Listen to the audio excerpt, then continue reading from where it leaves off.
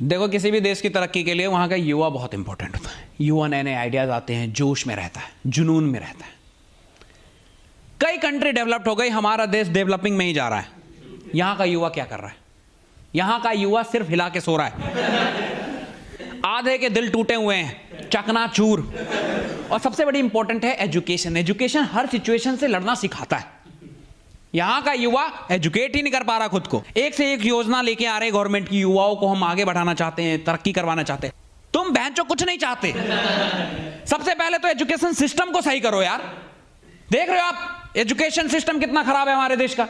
Exam का time क्या होना चाहिए? जब एग्जाम फोकस्ड हो पढ़ाई पे। ये एग्जाम कब शुरू करते हैं? फरवरी से। वैलेंटाइन के बाद तुरंत एग्जाम। पैंचो आधों का दिल टूटा है, आधों का दिल जुड़ा हुआ है। ये लौंडे पढ़ नहीं रहे, चैट पे बातें कर रहे हैं। किसी का भी एजुकेशन नहीं चल रहा सही से भाई। ये पूरी रात स्टडी के नाम पे यहां सेक्स चैट कर रहे हैं। सुबह जाके पेपर के टाइम पे इनको नींद आ रही है। वहां पहले से दूसरे पेज पे ये दिल बना के अपनी मोहब्बत की दास्तां लिख के आ रहे हैं पेपर में। और ऐसे तुम चाहते हो देश की तरक्की होगी? ये कोई टाइम है एग्जाम रखने का? और इसका जिम्मेदार युवा नहीं है, क्योंकि युवा जोश में है, जुनून है, नौजवान है यार, प्यार करेगा ही। तुम्हें एक प्रॉपर मंथ रखना चाहिए जिसमें युवा फोकस हो। जैसे कि अप्रैल, मई, जून, जुलाई कहीं भी रख लो ना। सीधा तुमने बहनचो लव के सीजन में पेपर रख दिया। ये पढ़ ही नहीं पा रहे भाई, और वहीं से युवा खराब हो जाता, बर्बाद हो जाता है। ये पर्सनल एक्सपीरियंस से बता रहा हूं, मैं खुद बता रहा हूं। वैलेंटाइन में मेरे को प्यार में प्रपोज, बस डूबना था। हम बेंचो बोर्ड एग्जाम की तैयारी के लिए ग्रुप स्टडी के नाम पे दोस्तों ने प्लान बनाया कि इसकी मोहब्बत को साकार कर देते हैं। और युवा ना उस समय पे ये नहीं देखता करियर, फ्यूचर, डिग्री और ये सब मार्क्स। वो कहता है दोस्त की जिंदगी इंपॉर्टेंट है। इसकी मोहब्बत अगर नाकाम हुई हमारे होते हुए तो हमारी जिंदगी पे थू है। ये सब मिलके ग्रुप बना के मेरी मोहब्बत को साकार कैसे करना है इस पे प्लान करते थे। पूरी पूरी रात प्लानिंग लिख रहे हैं कि पहले ही बोर्ड एग्जाम में तुझे प्रपोज करना है। सच बता रहा हूं, एक दोस्त बहुत खतरनाक आइडिया लेके आया। पहले ही पेपर में इसकी लव स्टोरी को अंजाम देना है। और देखो, दोस्तों की हेल्प की जरूरत इसलिए थी क्योंकि मैं वैसा बंदा नहीं था। कहते हैं ना, अब हो गया हूं। मतलब बदलाव तो देखो जीवन का हिस्सा है। जब जीवन में कुछ ऐसा होता है तब बदल जाता है इंसान। पहले मैं बहुत मतलब पढ़ाई पे फोकस, मम्मा बॉय टाइप का, बिल्कुल दुनियादारी से दूर, है ना। पढ़ना है, पढ़ के ही गरीबी मिटाऊंगा, मतलब ऐसा कुछ भर दिया था घर वालों ने।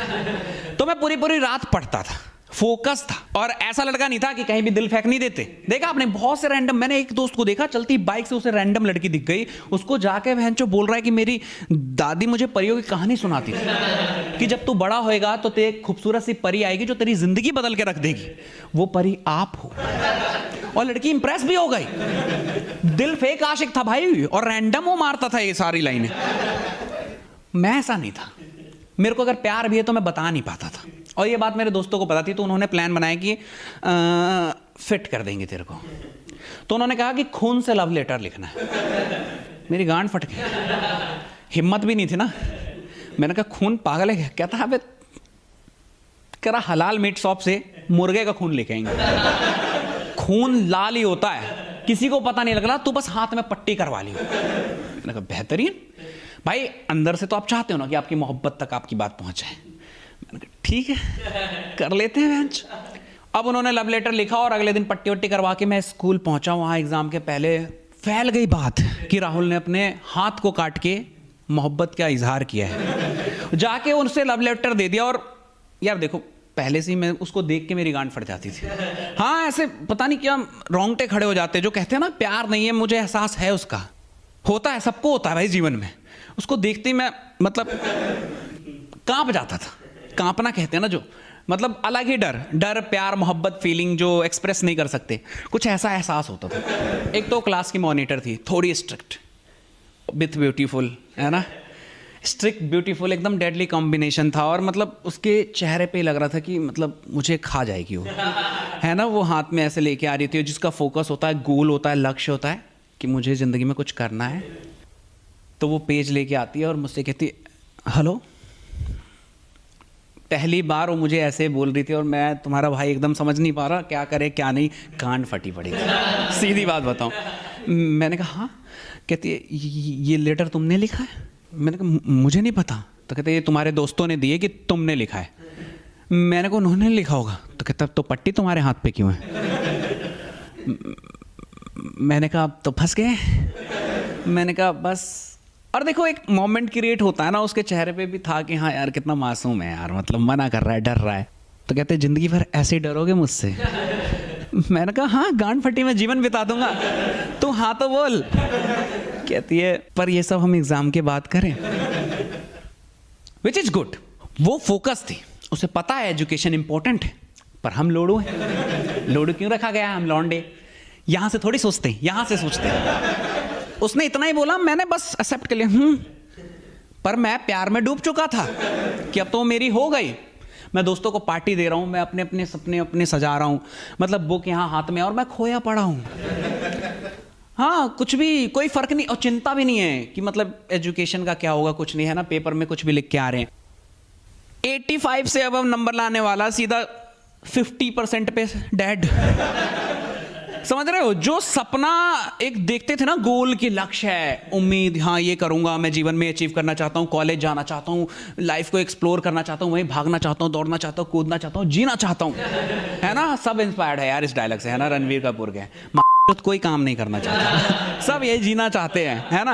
हाँ, तो उस समय तो ऐसे ही हो गया था, मैं काम क्या पढ़ाई भी, मतलब बिल्कुल फोकस खत्म। वो गलती से बस पुराने जो एजुकेशन थोड़ा पढ़ लिया था, तो उस वजह से 50% के आसपास मैंने स्कोर किया। मेरे घर वाले दंग रहे कि ये भोसड़ी के क्या हो गया तेरे को। हाँ, मेरे घर वालों को यकीन ही नहीं हुआ। 4 बार नाम देखा है, फादर नेम देखा है, फिर कहते कि यही चूतिया है। कह रही ये क्या हुआ? मैंने कहा कुछ नहीं। किया क्या था? अब उन्हें क्या बताऊं कि 2 पेज पे तो मैं दिल और अपने मोहब्बत की दास्तां लिख के आ रहा हूं। हाँ भाई, पहला पन्ना पूरा बहन जो दिल के नाम लिख दिया मैंने, कितने सारे दिल बना दिए, हार्ट बना दिए, और यही करता था। और बहुत खुश था कि अब बोर्ड एग्जाम खत्म हो गए थे, रिजल्ट आना था।